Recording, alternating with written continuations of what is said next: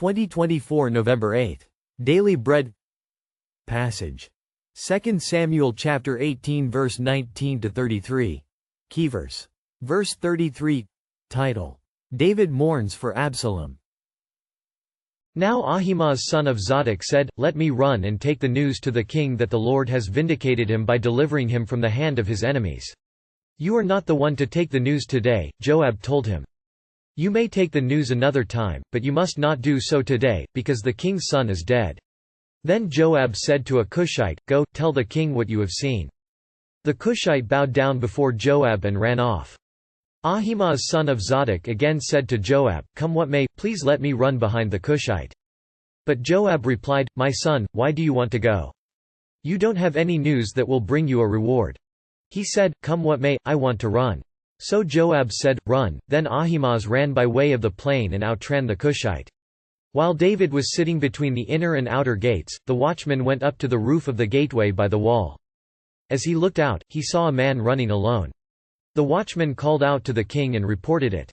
The king said, "If he is alone, he must have good news." And the runner came closer and closer. Then the watchman saw another runner, and he called down to the gatekeeper, "Look, another man running alone." The king said, "He must be bringing good news, too." The watchman said, "It seems to me that the first one runs like Ahimaaz son of Zadok, he's a good man." The king said, "He comes with good news." Then Ahimaaz called out to the king, "All is well." He bowed down before the king with his face to the ground and said, "Praise be to the Lord your God. He has delivered up those who lifted their hands against my lord the king." The king asked, "Is the young man Absalom safe?" Ahimaaz answered, "I saw great confusion just as Joab was about to send the king's servant and me, your servant, but I don't know what it was." The king said, "Stand aside and wait here." So he stepped aside and stood there. Then the Cushite arrived and said, "My lord the king, hear the good news.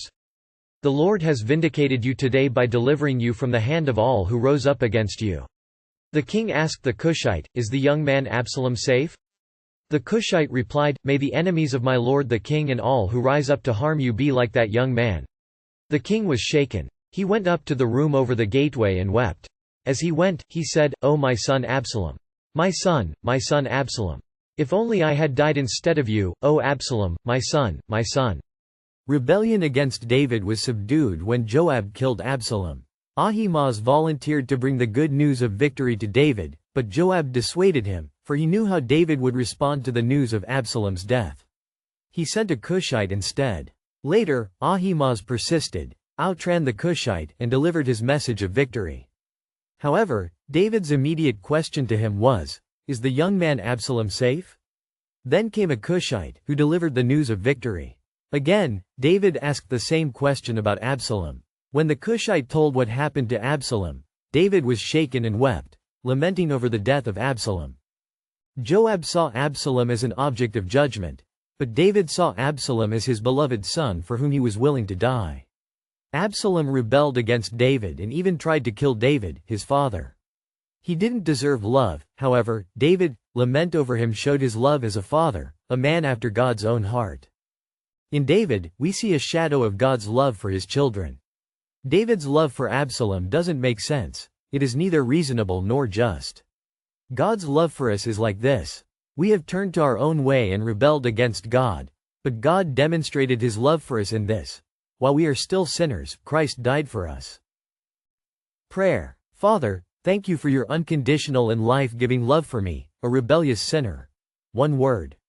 Father's love for me.